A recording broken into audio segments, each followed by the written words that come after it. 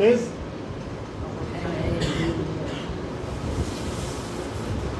अभी सोचते हो न्यूक्लियस कैसे बनता है?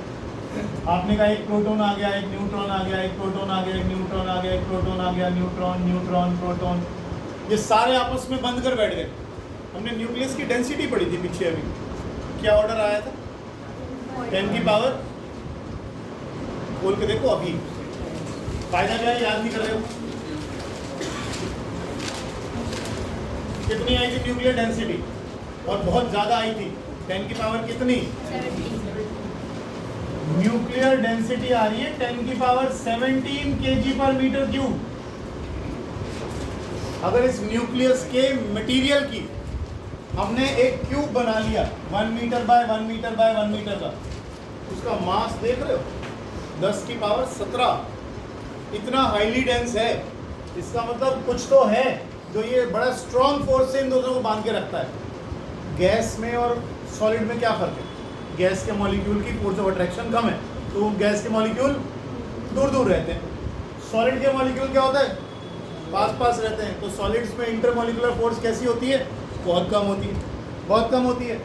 आप देख रहे हो इसका कितना डेंसिटी आ रहा है न्यूक्लियर मटेरियल का, 10 की पावर 17 kg पर मीटर क्यूब। अब कुछ तो होगा जो इनको बड़ी स्ट्रॉन्ग ताकत के साथ, फोर्स के साथ बांधता होगा। कोई फोर्स तो होगी, बिल्कुल होती है। उसी फोर्स को आप क्या नाम देते हो? न्यूक्लियर। यूनिवर्स की सबसे स्ट्रॉन्ग फोर्सेस में से सबसे स्ट्रॉन्गेस्ट फोर्स कहते हैं न्यूक्लियर फोर्स। वीकेस्ट फोर्स कौन सी है? वीकेस्ट फोर्स कौन सी यूनिवर्स में?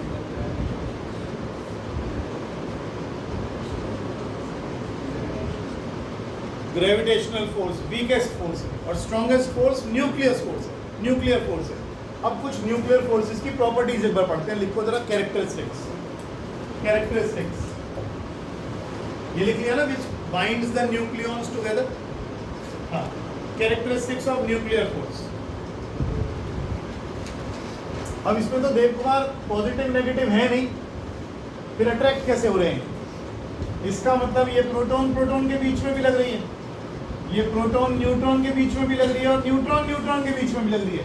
इसका मतलब चार न्यूट्रॉन पे तो कोई चार्ज ही नहीं है, फिर भी एक न्यूट्रॉन दूसरे न्यूट्रॉन को खींच रहा है।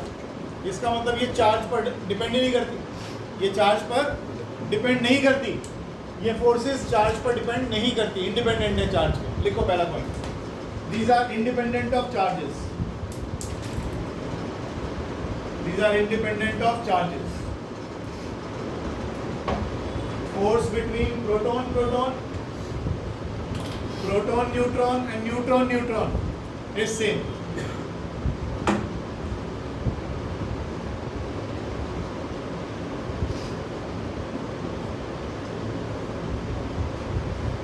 ठीक है जी। दूसरा पॉइंट, न्यूक्लियर फोर्स और इलेक्ट्रोस्टैटिक फोर्स। इलेक्ट्रोस्टैटिक का मतलब चार्जेस के बीच में जो लगती है, उन दोनों के बीच में अगर मैं रेशियो निकालूं तो कितना आता है? ये उससे भी 100 गुना ज्यादा स्ट्रॉन्ग फोर्सेस है। लिख लेना, nuclear forces are the strongest forces. लिखा है नहीं? Are the strongest force in nature. Nuclear forces are the strongest forces in nature.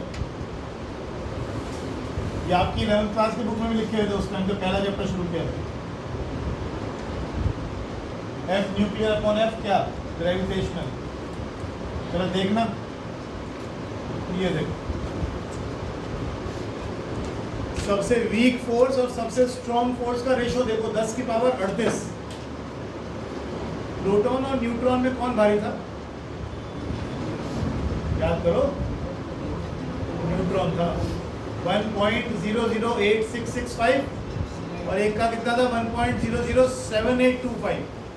तो न्यूट्रॉन थोड़ा भारी था, ध्यान रखिएगा इस चीज़ का, इस चैप्टर में बहुत काम आएंगे आपके। अच्छा आगे लिखो, तीसरा characteristics, these are short range forces. Nuclear force की बात कर रहा हूँ, these are short range forces. Short range का मतलब कम दूरी तक ही काम करती हैं। लिखो, that is they exert themselves, that is they exert themselves up to a distance of few Fermi, up to a distance of few Fermi. Akanksha few Fermi कितना होता है? Fermi, आकांक्षा Fermi कितना होता है बेटा? नहीं पता? हाँ, अरे अभी कल परसों ही करा था हमने.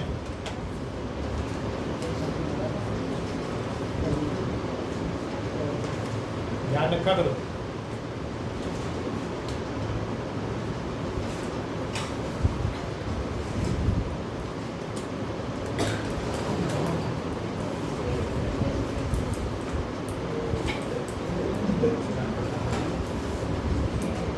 Up to a distance of few fermi, यानी ज्यादा दूर की नहीं है फोर्सेस, ये पास पास ही काम करेंगी केवल.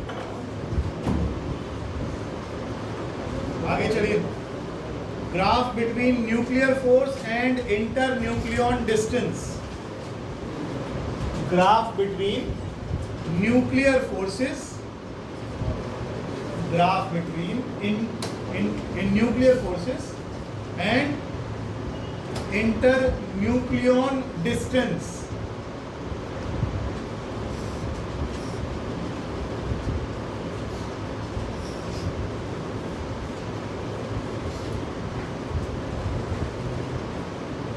Graph between nuclear forces क्या है, मुझे बताओ. 38 था वो. जो ग्रेविटेशनल फोर्स के साथ था वो 10 की पावर 38 था. इलेक्ट्रोस्टैटिक फोर्स के साथ 10 की पावर 100 टाइम्स था. अच्छा, एक फर्मी 10 की पावर माइनस, बोलना भी नहीं आता, दोनों इधर बैठ जाएंगे. कहाँ बोला? एक फर्मी होता है 10 की पावर माइनस 15 मीटर. नहीं, मास पर कर रही होती तो इनके मासेस भी तो अलग अलग है तेरे.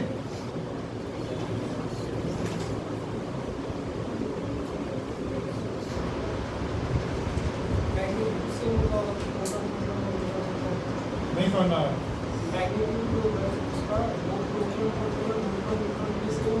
सबके लिए सेम है.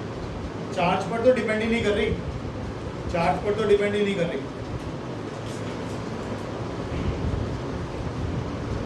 तू गलत जगह बैठ गया.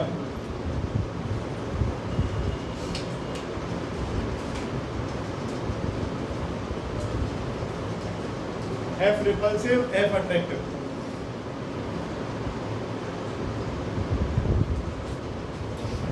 अभी आपने क्या बोला? शॉर्ट रेंज फोर्स है. देखो डायग्राम में 10 फर्मी के आगे जैसे जाता है डिस्टेंस, दो न्यूक्लियॉन्स के बीच की दूरी माने दो प्रोटॉन के बीच की दूरी कह लो, प्रोटॉन न्यूट्रॉन के बीच की दूरी कह लो, कहीं भी कह लो.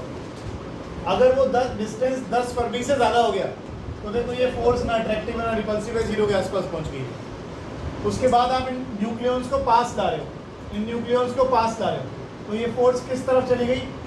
अट्रैक्टिव अट्रैक्टिव अट्रैक्टिव, और ये होगी मैक्सिमम अट्रैक्टिव, हो गई. आप फिर भी न्यूक्लियर इंटर न्यूक्लियन डिस्टेंस को और कम कर रहे हो, और कम कर रहे हो, और कम कर रहे हो. ये फोर्स अट्रैक्टिव से धीरे धीरे एक पर्टिकुलर डिस्टेंस पर आने के बाद कितनी हो गई? जीरो. और अगर हम 0.5 फर्मी से भी पास ले आए उनको, तो ये फोर्स किस में कन्वर्ट हो जाएगी? रिपल्सिव फोर्स में कन्वर्ट हो जाएगी. ठीक है, थोड़ा सा लिखो उसके बारे में. If the distance is greater than 10 Fermi, if the distance is greater than 10 Fermi, विषमता किसके बीच की फोर्स निकाल रहे हैं? थोड़ा तेज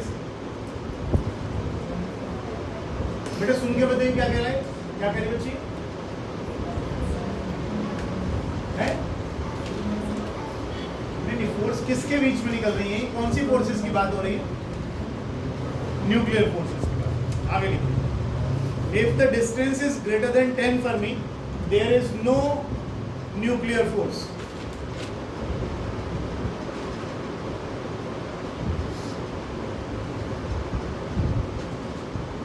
देव, इनवर्स स्क्वायर लॉ क्या होता है? नहीं यार, equals inverse square law, inverse square law.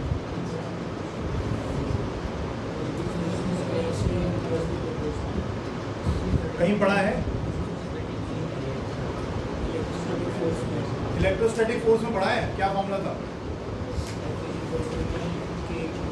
Q2 by r square. तो फोर्स जो है आर स्क्वायर के इन्वर्स में आ रही है, उसे इन्वर्स स्क्वायर लॉ बोलते हैं। और nuclear forces inverse square law को ओबे नहीं करती। लिखें आप, if the distance is less than 0.5 Fermi, if the distance is less than 0.5 Fermi,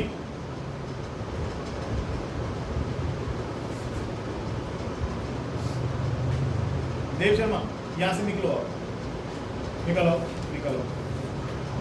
हाँ, वहां भी शर्मा कर लो पीछे, वो बुढ़िया जो बैठी सबसे लास्ट। निखिल वहां जाओ बेटा पीछे, उसके आदित्य के साथ। हाँ ठीक है, तो निकल के आगे, तू नहीं उसे बेटा आगे चल भाई आगे भाई, सीटें बड़ी चेंज होने पड़ेगी। निखिल वहाँ से निकल ले भाई, वहाँ से खड़ा वहाँ बैठ के, वो शूट नहीं करती, 0 नंबर आएगा वहाँ बैठ के। इधर मुदित के साथ आ जाए, पार्टनर बदल ले। हाँ बस यही, यहाँ मुदित के साथ आ जाए, कोई किसी के साथ आ जाए, एम का ही फर्क। लिखो आगे, if the distance is less than 0.5 Fermi, और ऐसा बैठिए मुझे दिखता रहे, स्माइल बड़ी अच्छी लगती है। Nuclear forces of attraction turn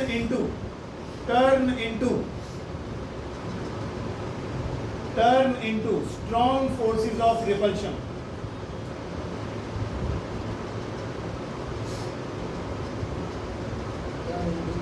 strong forces of repulsion, इसकी बात कर रहा हूं। देख इधर, 0.5 से भी कम हो गया तो ये रिपल्सिव बन जाएंगी फोर्स, इनका नेचर ऐसा है। और सेकंड लास्ट पॉइंट, नहीं तो कैसा है, nuclear forces do not obey inverse square law.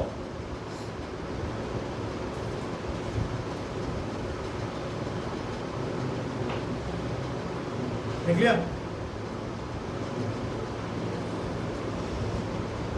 उससे अगला, nuclear forces show saturation properties. Nuclear forces show saturation properties. Saturation का मतलब, एक न्यूक्लियॉन ये रखा हुआ है और एक न्यूक्लियॉन ये रखा हुआ है और एक न्यूक्लियॉन ये रखा हुआ है, ये इन दोनों के बीच में लगकर ही संतुष्ट हो जाएगी। मतलब ये इन दोनों के बीच में लगेगी, बाकी तीसरे वाले से इसका कोई मतलब नहीं जो आसपास बैठा हुआ है, ये सैचुरेट हो गई यहीं पर ही। तो ये सैचुरेशन प्रॉपर्टी शो करता है। लिखो, by saturation we mean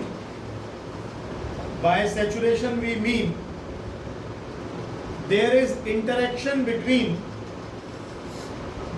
interaction between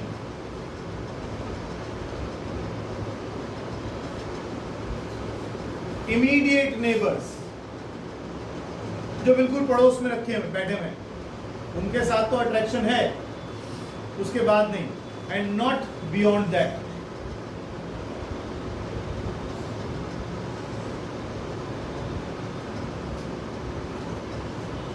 next, nuclear forces are non central. Non central का मतलब होता है जो सेंटर टू सेंटर लगती है। They are non central and hence non conservative.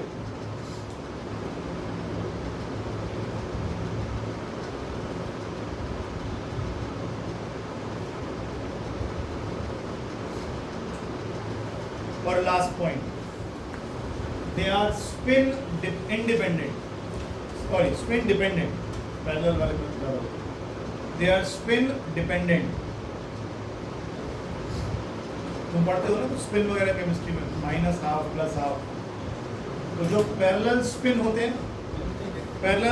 हैं उसमें ये न्यूक्लियर फोर्स ज़्यादा होती है, और एंटी पैरेलल जो उल्टे चलते हैं एक दूसरे से, उनमें ये फोर्स कम होती है। ठीक है, ध्यान रखें। आगे चलते, न्यूक्लियर बाइंडिंग एनर्जी, ये इस चैप्टर का सबसे इंपॉर्टेंट पार्ट है। न्यूक्लियर बाइंडिंग एनर्जी,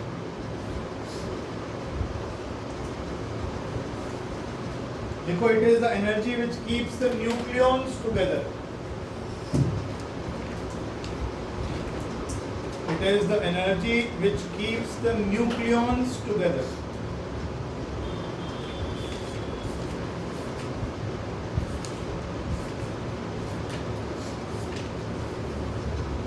आगे लिखिएगा, it is the amount of work done,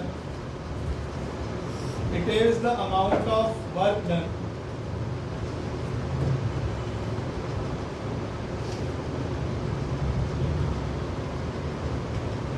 to separate the nucleons. Last year आपने बाइंडिंग एनर्जी ऑफ सैटेलाइट पढ़ी थी ना, कितनी एनर्जी लगेगी उस सैटेलाइट को उसकी ऑर्बिट में से निकाल के कहीं इंफिनिटी में फेंक देने में, वही it is the amount of work done to separate the nucleons from the nucleus and take them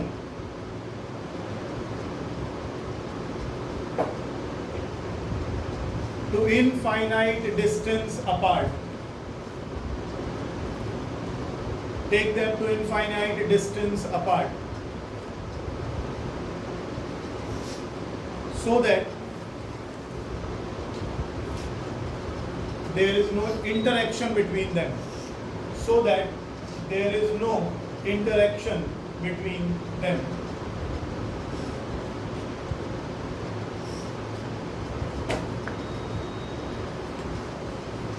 heading डालिएगा आगे, मास डिफेक्ट।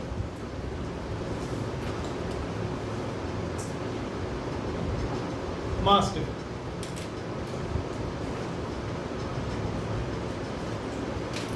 देखो इन द फॉर, अच्छा मैं बता दूं पहले को, न्यूक्लियस बनता है ना, प्रोटॉन आया, न्यूट्रॉन आ गया, प्रोटॉन आ गया, न्यूट्रॉन आ गया, न्यूट्रॉन आ गया, प्रोटॉन आ गया, ये सारे मिलकर क्या बना रहे हैं न्यूक्लियस। ये किसी पेरिफेरी में थोड़ी है कि बाउंड्री में बंद कर रखे हैं आपने कुछ चीज़, ये तो आप सारे इकट्ठे हो जाते हैं। हम मानते हैं कि न्यूक्लियस कैसा होता है, स्फेरिकल, हम मानते हैं ऐसा, ठीक है ना। अब अगर हम बात करें, ये न्यूक्लियर फोर्स भी तो कहीं से आई, आपस में चिपक के बैठ गए, अरे कोई एनर्जी कहीं से तो आई हो, सोच के देखो इस चीज़ को। आप हर बार कह रहे हो कि मास और एनर्जी के अलावा दुनिया में कुछ नहीं है, या तो मास है या एनर्जी है। अब अगर ये आपस में किसी फोर्स से जुड़े हुए हैं तो कोई एनर्जी भी है इनके अंदर जिससे चिपके हुए हैं आपस में। अब एनर्जी कहाँ से पैदा हो, एनर्जी कहाँ से पैदा होगी, तो यहाँ पर ही मास डिफेक्ट का कॉन्सेप्ट आएगा। होता क्या है, मान लीजिए 2 प्रोटॉन आए और 2 न्यूट्रॉन आए, तो प्रोटॉन का मास हमें आज मालूम है कितना है, न्यूट्रॉन का मास भी हमें मालूम है कितना है। अगर 2 प्रोटॉन और 2 न्यूट्रॉन आ गए तो हम 2 प्रोटॉन और 2 न्यूट्रॉन का मास निकाल लेंगे। अब इस न्यूक्लियस को बनाने वाले कौन लोग हैं, 2 प्रोटॉन और 2 न्यूट्रॉन। होना तो ये चाहिए कि इनका मास और इनका मास मिलकर जो भी आएगा वो किसका मास होना चाहिए, न्यूक्लियस का मास होना चाहिए, लेकिन होता नहीं। होता क्या है, ये जो न्यूक्लियस का मास है ये इन दोनों के मास से थोड़ा सा कैसा होता है, कम होता, और जो ये कमी आ गई इसे ही मास डिफेक्ट कहते। दोबारा समझा, 2 प्रोटॉन आए, 2 न्यूट्रॉन आए, स्ट्रॉन्ग फोर्स ऑफ अट्रैक्शन से बन गए। 2 प्रोटॉन आए, 2 न्यूट्रॉन आए, स्ट्रॉन्ग फोर्स ऑफ अट्रैक्शन से बन गए, इन्होंने क्या बना दिया, न्यूक्लियस बना दिया। हम सवाल ये कर रहे हैं कि ये आपस में जुड़े तो एनर्जी कहाँ से आई जुड़ने के लिए, एनर्जी कहाँ से आई। तो हमने कहा 2 प्रोटॉन थे, मास था 2, 2 न्यूट्रॉन थे, मास था 2, तो टोटल मास कितना होना चाहिए था, 4। लेकिन जब मैंने इस न्यूक्लियस का मास निकाला तो मास आया 3.9। तो ये 0.1 मास जो गायब हो गया, यही वो है जो एनर्जी में कन्वर्ट हो गया। और यहीं से आपके वो फ्यूजन के सारी चीज़ें निकलनी शुरू होगी। यहीं से समझ में आएगा कि न्यूक्लियस टूटता है तो कहाँ से एनर्जी आती है। बार बार हम कह देते हैं न्यूक्लियस हमने तोड़ दिया, किसी भी यूरेनियम का, किसी और रेडियो एक्टिव सब्सटेंस का न्यूक्लियस तोड़ दिया तो उसमें से बहुत सारी एनर्जी निकल गई। कहाँ से आ गई वो एनर्जी, ये मास ही है जो गायब हो कि क्या बना रहा है, एनर्जी बना रहा है। ध्यान रखिएगा इस चीज़ का। क्या कोई बॉडी रेस्ट पर है तब भी उसमें एनर्जी है,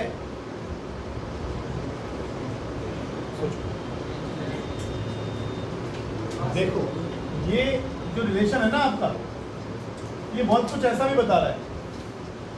ये रिलेशन ये भी बता रहा है, कह रहा है अगर कोई बॉडी रेस्ट पर भी पड़ी हुई ना, कोई न्यूक्लियस पड़ा हुआ है, उसमें एनर्जी नहीं है, तोड़ के देखो निकलती है ना, इसका मतलब रेस्ट पर है, उसके बाद भी इसमें क्या है, बहुत सारी एनर्जी। इसको ये रिलेशन भी तो यही बता रहा है। यही तो, इसके लिए चलना तो कोई जरूरी नहीं है ना उसको, क्योंकि एटम चलेगा तभी कोई एनर्जी आएगी।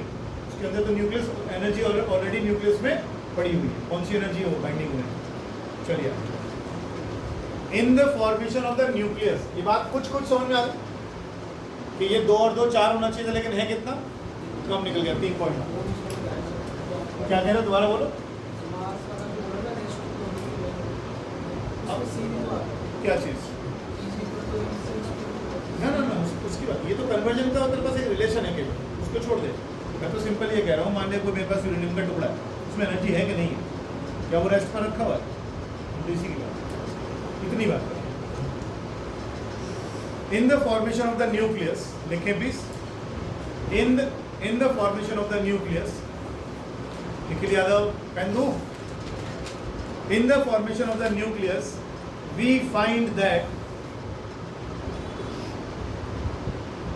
find that mass of the nucleus is less than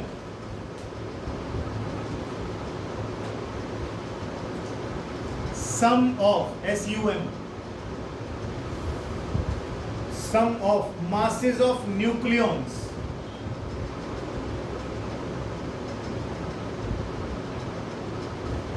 which have made it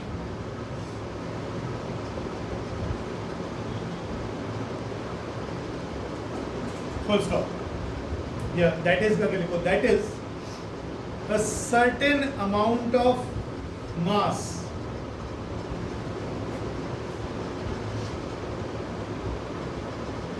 always disappears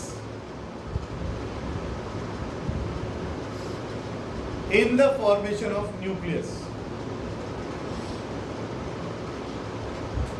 In the formation of nucleus.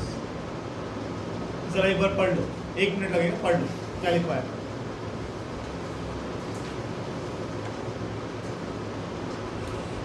ये लिखा है, पढ़ लिया, ये लिखा है कि भाई पहले 4 होना चाहिए था, है कितना? 1.9। This disappearing mass is called mass defect.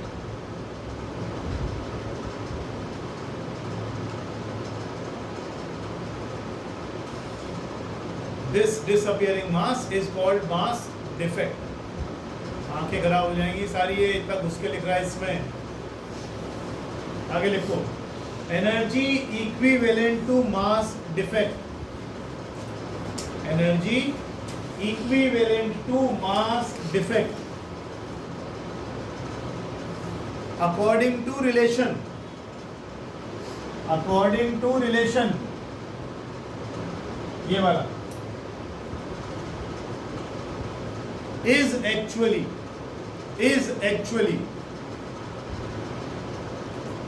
the binding energy of the nucleus.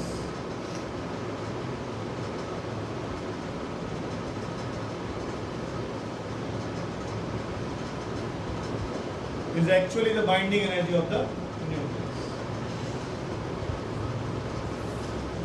वो क्या लिखा था हमने उस दिन? एलिमेंट x है अगर, तो नीचे लिखते हैं a, ऊपर लिखते हैं z। z क्या था? z क्या था? z क्या था? Atomic mass. और a क्या था? जब पता 12वीं के पौने 12वीं में आ गया, पौने 12वीं में नहीं, पौने 1 है भी, थोड़ा तो याद रखना, 3 बार बता चुका है, छोटी 9th क्लास वाली चीज, शर्म करो थोड़ी। ये क्या है? किसके बराबर होता है? Number of proton. ये क्या है? Mass number. किसके बराबर होता है? फिर ये तो करा था हमने पहले भी। अब अगर हमें डेल्टा एम निकालना है तो क्या करना पड़ेगा? डेल्टा एम निकालना है, क्या करना पड़ेगा? Mass of protons. नहीं ऐसे मुझे जब यही याद नहीं है तो वो क्या याद करूँ? मान लो किसी चीज के अंदर 3 प्रोटॉन है, 3 प्रोटॉन है और 2 न्यूट्रॉन है, ठीक है जी। क्या कर रहे थे अभी हम कह रहे थे प्रोटॉन्स का मास निकाल लो, न्यूट्रॉन्स का मास निकाल लो और न्यूक्लियस का मास निकाल लो। प्रोटॉन और न्यूट्रॉन का जो मास आएगा वो न्यूक्लियस के मास से ज़्यादा आएगा, तो यानी कुछ मास गायब हो जाएगा, ये तो कह रहे थे। तो मान लो उसमें 3 प्रोटॉन है, 3 प्रोटॉन, 1 प्रोटॉन का मास हो गया, कोई दिक्कत? 1 न्यूट्रॉन का मास हो गया,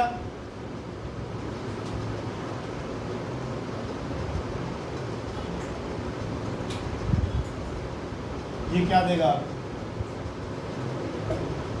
ये ठीक लिखा है कि नहीं? 3 क्या है उसमें? प्रोटॉन्स। 2 क्या है उसमें? न्यूट्रॉन्स। तो 2 into mass of neutron, 3 into mass of proton. ये तो वो प्राणी हो गए जिन्होंने इसको बनाया, लेकिन न्यूक्लियस का मास उससे कैसा निकलता है? कम। यही क्या आ गई? Delta N. और इसी डेल्टा एन को अगर आप सी स्क्वायर से मल्टीप्लाई कर दोगे तो आपकी बाइंडिंग एनर्जी निकल गई। यही तो कर रहे हैं। अब बस इस चीज़ का ध्यान रखना कि 9th क्लास वाली चीज़ भूल जाते हो बार बार। अगर मैं a माइनस जेड करूँ तो क्या आएगा? a मतलब प्रोटॉन प्लस न्यूट्रॉन, z मतलब, तो प्रोटॉन प्लस न्यूट्रॉन में से प्रोटॉन माइनस करूँगा तो क्या बचेगा? न्यूट्रॉन। तो क्योंकि सिंबॉलिकली लिखने वाला हूँ तो ध्यान रखना। नंबर ऑफ प्रोटॉन्स को मैं ये लिख सकता हूँ, तो z into mass of proton. अरे जितने प्रोटॉन है उतना क्या है? Atomic number. तो z की जगह मैंने क्या, p की जगह क्या लिख दिया? z लिख दिया। प्लस a माइनस z क्या देता है? नंबर ऑफ न्यूट्रॉन्स आ गए, एक न्यूट्रॉन का मास आ गया। हो गया ना तक? Minus mass of,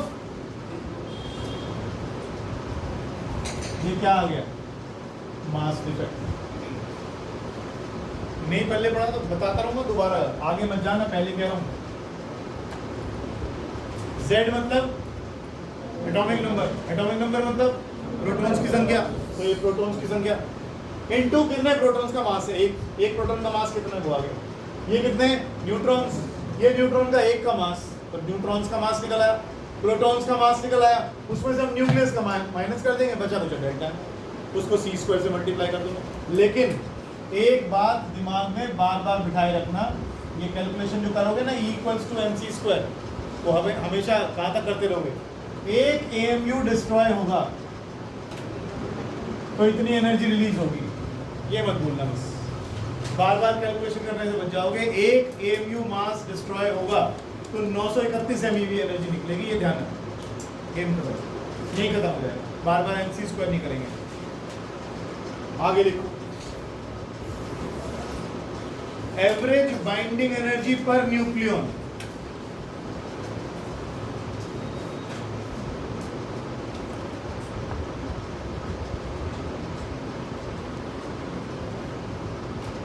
average binding energy per nucleon.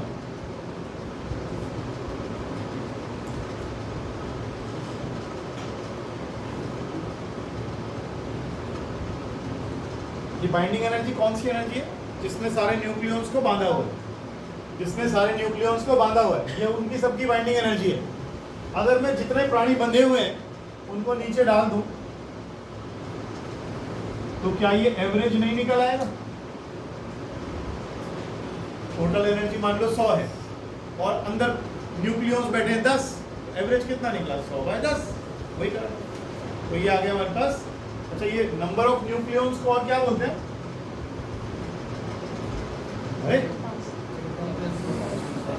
Number of nucleon में क्या है? प्रोटॉन आते हैं और न्यूट्रॉन आते हैं। प्रोटॉन और न्यूट्रॉन को जोड़ो तो क्या मिलता है? मास नंबर, मास।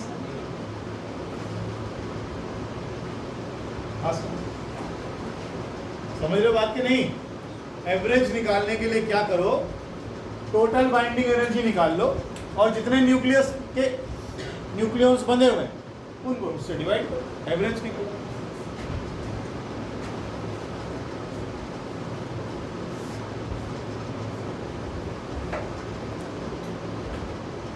ठीक है, लिखूँ आप, स्टेबिलिटी ऑफ ए न्यूक्लियस।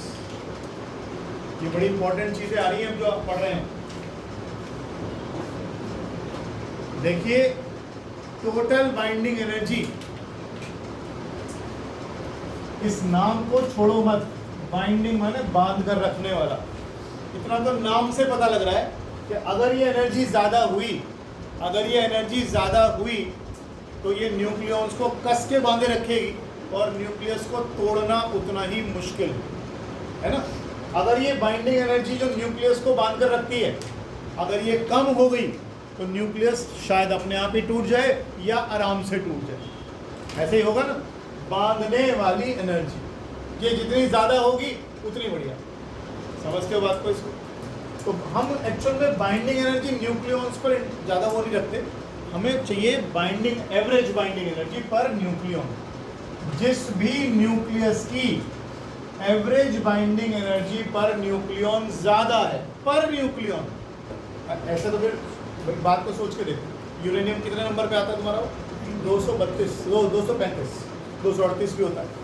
अब 232 उसका क्या है? मास नंबर, सॉरी 235 या 238 क्या है इसका? Mass number. इसका मतलब क्या हुआ? इसमें 235 प्राणी रहते हैं, 235 प्रोटॉन्स और न्यूट्रॉन्स की संख्या का सम है। अगर एक प्रोटॉन के बीच में है क्या, मान लो x बाइंडिंग एनर्जी है, तो ये तो बहुत सारी हो गई, 235x हो गई कि नहीं हो गई?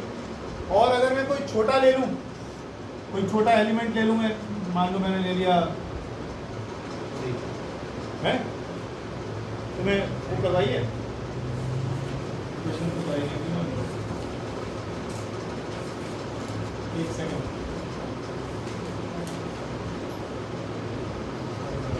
मान लो मैंने थोरियम ले लिया, ये इससे छोटा एटॉमिक नंबर है, मास नंबर है इसका। अब इसके अंदर लोग कम रहते हैं, लेकिन अब ये कैसे पता लगे यूरेनियम स्टेबल है, थोरियम स्टेबल है, कोई और चीज़ स्टेबल है?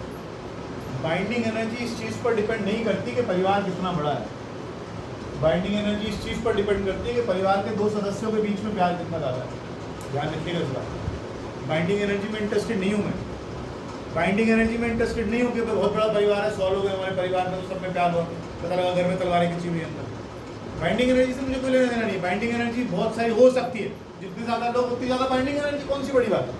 लेकिन उसके बाद भी ये पड़ा टूटता रहता है। सोचते हो इस बात को? यूरेनियम जो है, रेडियो एक्टिव सब्सटेंस के बारे में नाम तो सुना है? रेडियो एक्टिव सब्सटेंस की क्या प्रॉपर्टी होती है कि पड़े डिसइंटीग्रेट होते रहते हैं, अपने आप ही टूटते रहते हैं। क्यों टूट रहे हो? जब इतना बड़ा परिवार है, बंधे हुए हो, बाइंडिंग एनर्जी बहुत ज़्यादा, फिर क्यों टूट रहे हो? इसका मतलब टोटल बाइंडिंग एनर्जी से फर्क ही नहीं पड़ रहा। किस चीज़ से फर्क पड़ रहा है कि बाइंडिंग एनर्जी पर न्यूक्लियन कितनी ज़्यादा है, 2 सदस्यों के बीच में कितना प्यार है, वो इंपॉर्टेंट है, ना कि परिवार बड़ा है वो इंपॉर्टेंट। समझ रहे हो बात को? तो जितने ऐसे लोग जितने भी बड़े होते चले जाएंगे, जिनका मास नंबर और बड़ा होता जाएगा, उनकी बाइंडिंग एनर्जी तो और बढ़ जाएगी। लेकिन हमें टोटल बाइंडिंग एनर्जी नहीं चाहिए, हम बाइंडिंग एनर्जी का क्या चाहते हैं? एवरेज। हमें तो ये चाहिए पर न्यूक्लियन बता दो भैया कितनी एवरेज एक के हिस्से में कितनी आती है, हम तो उससे पता लगाएंगे average binding energy per nucleon, जिसकी ज़्यादा वो बहुत ज़्यादा स्टेबल। अब एक ग्राफ करने वाले हैं, आपको बहुत कुछ समझ में आएगा उससे। लिखो जरा, स्टेबिलिटी के बारे में लिखा है इसमें, लिख लो। डिपेंड्स ऑन बाइंडिंग एनर्जी पर nucleon, depends on binding energy per nucleon,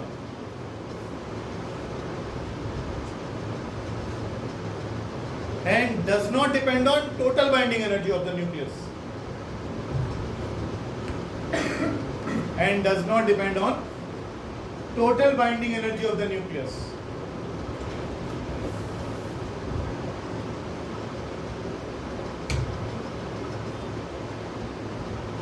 Hindi में लिख लो, जितनी ज्यादा बाइंडिंग एनर्जी पर न्यूक्लियन, जितनी ज्यादा बाइंडिंग एनर्जी पर न्यूक्लियन, उतना स्टेबल न्यूक्लियस। लिख दो प्लीज, नहीं लिखो, हाँ इंग्लिश में लिखो, greater the binding energy per nucleon, हाँ लिखा, लिख दो, नोट्स बना ऐसे ना, greater the binding energy per nucleon, greater is the stability of the nucleus. अब आती है बाइंडिंग एनर्जी कर्व, ये हम आज ही बनाएंगे, इसे बनाओ और थोड़ा साफ बनाना, ये तो दिक्कत होगी। और कल से सीट्स मत बदलना, तुम्हारी सीट्स ऐसे रखूंगा, तू भी निकल ले यहाँ से, तो मैंने बोला था यहाँ की वहाँ भी बैठा दो, क्या हो गया वहाँ क्या देख रहे हैं, साथ नहीं बैठने दूंगा, थोड़ा देर पढ़ाई कर लो, एग्जाम आ रहे हैं, उसके बाद फिर अपना दोस्तियाँ निभाते हैं। ये बनाना नहीं प्लीज आप, ये सिर्फ समझाने के लिए कर रहा हूँ।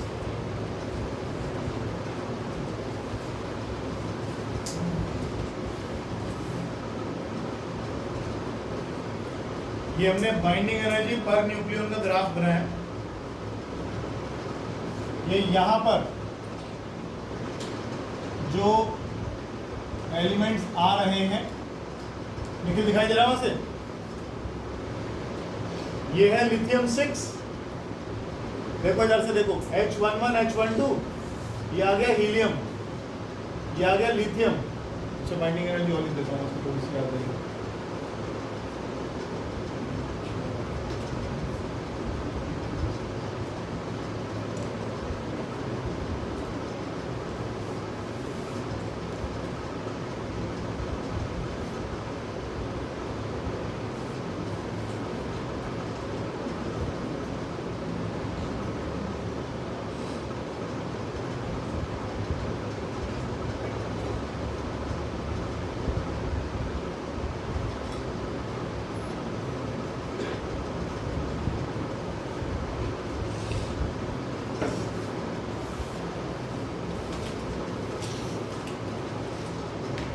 करें बस, समझे? बना नहीं बनाओ।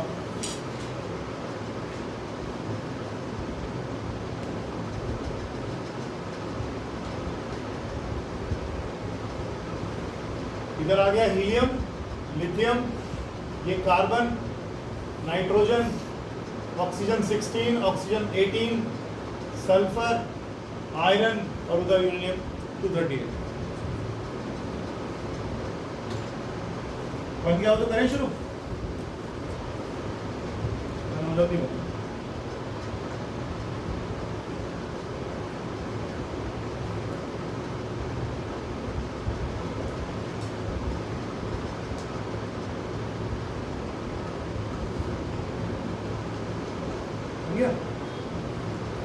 देखो समझने की कोशिश करो, बना लेना बाद में, तो इसको तो डाल ही दिया मैंने। देखो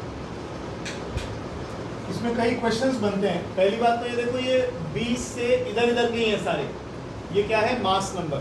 तो बच्चे भूल जाते हैं बार बार, मैं फिर समझा रहा हूँ। मास नंबर होता है प्रोटॉन्स प्लस न्यूट्रॉन्स, ठीक है। जिनमें मास नंबर 20 से कम है वो ये सारे हैं यहाँ पर, ठीक है।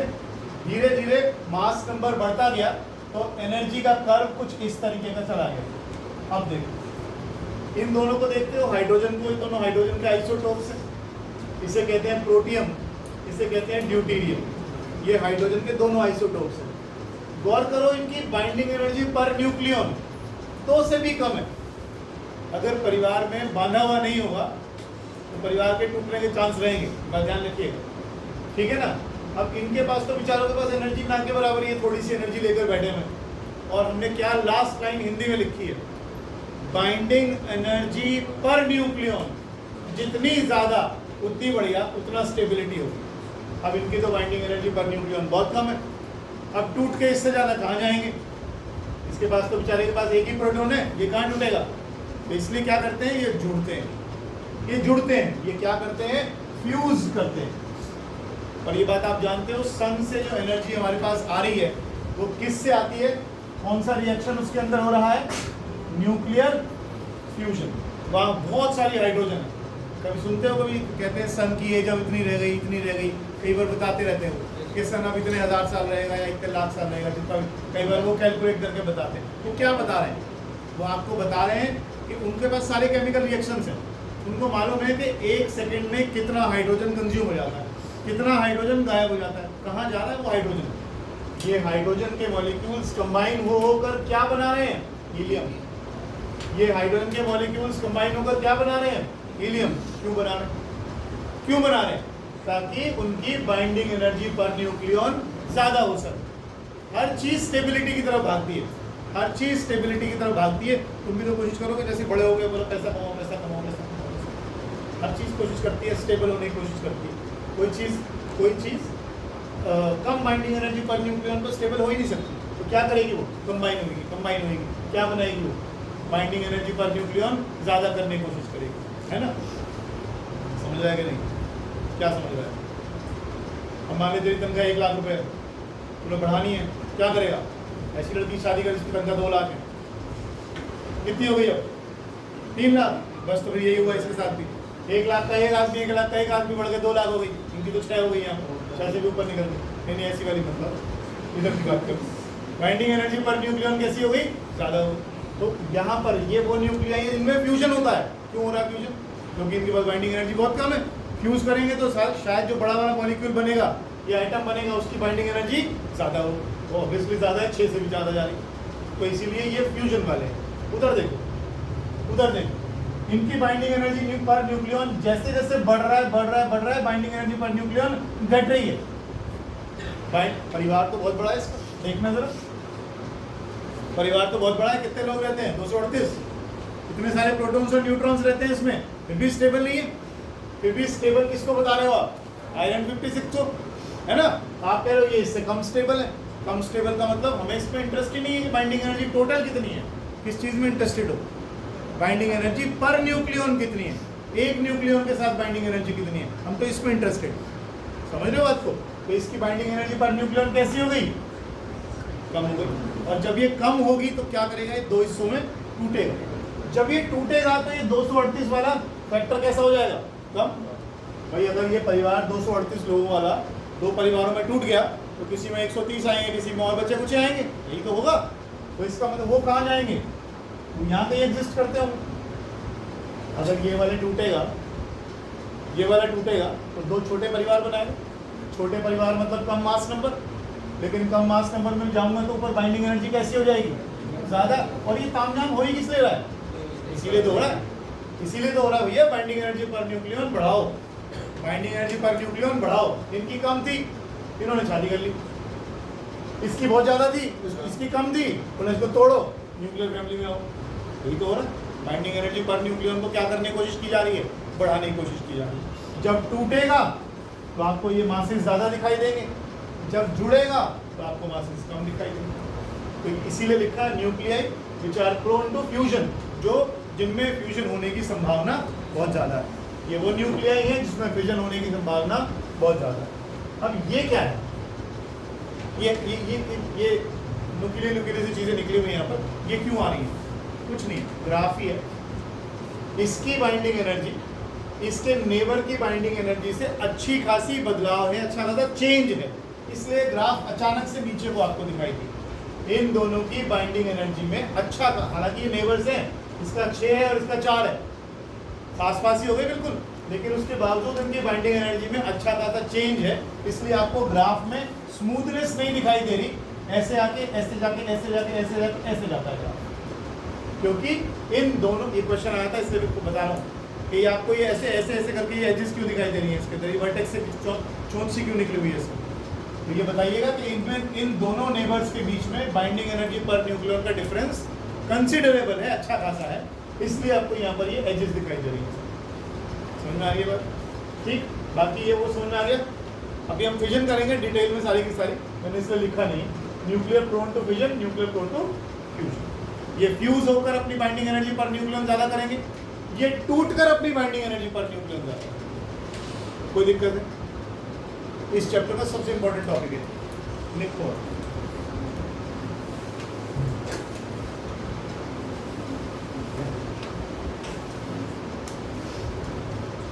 दो चार लाइनें, ज़्यादा नहीं लिखा।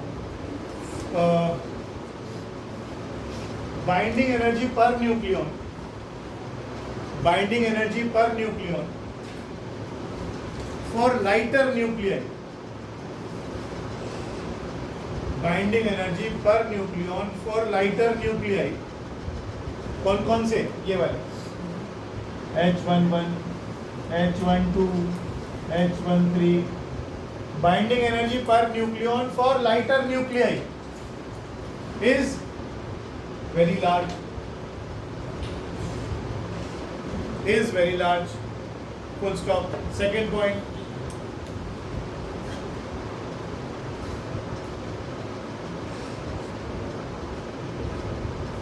बेटा क्या लिखा बेटे? पढ़ो समझ क्या लिखा?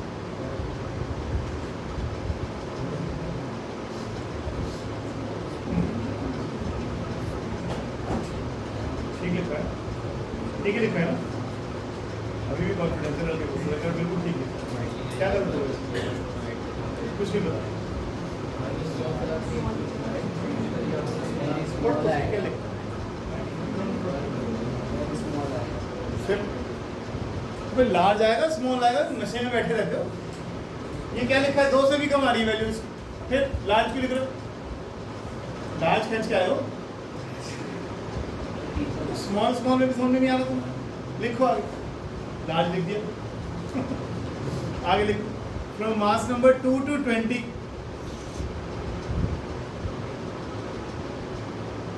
तीन घंटे की पढ़ाई में किडनियां बाहर आ जाती है तुमसे। From mass number 2 to 20 there are sharply defined peaks.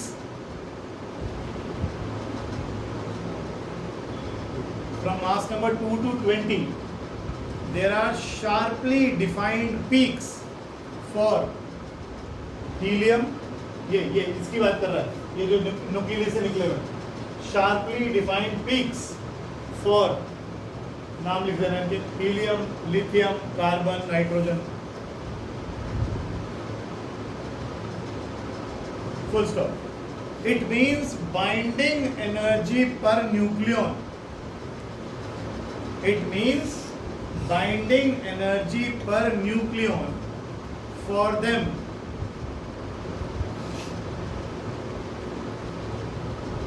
is greater than their immediate neighbors.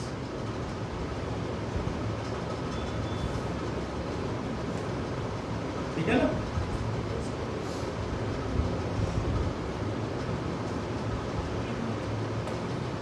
ठीक है,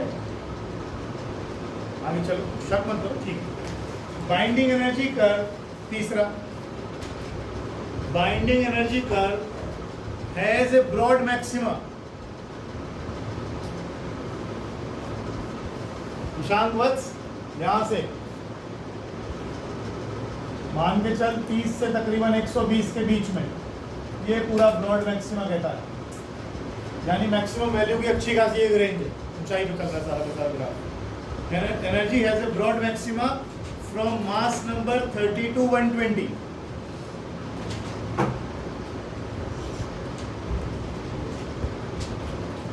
ठीक है, and average binding energy for this broad maxima is 8.5 MeV approximate दिख भी रहा है, 8 से ऊपर ही चल रहा है मेरे ग्राफ के हिसाब से, तो 9 पे पहुंच गए और 8.5 के आसपास, ठीक है ना? 8 से ऊपर रहेगा ये ब्रॉड मैक्सिमा सारा का सारा। जो ग्राफ बनाया है उसमें थोड़ा सा ध्यान रखना, बनाते रहो।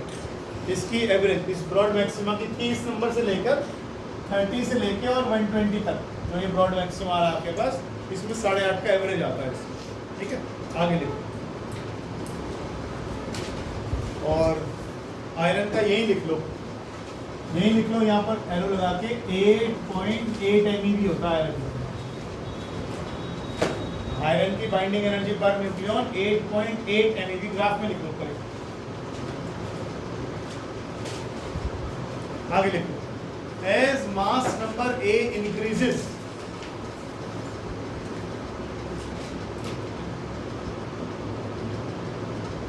आज जितने कर लेते हैं, काफी बड़ा पैराग्राफ है।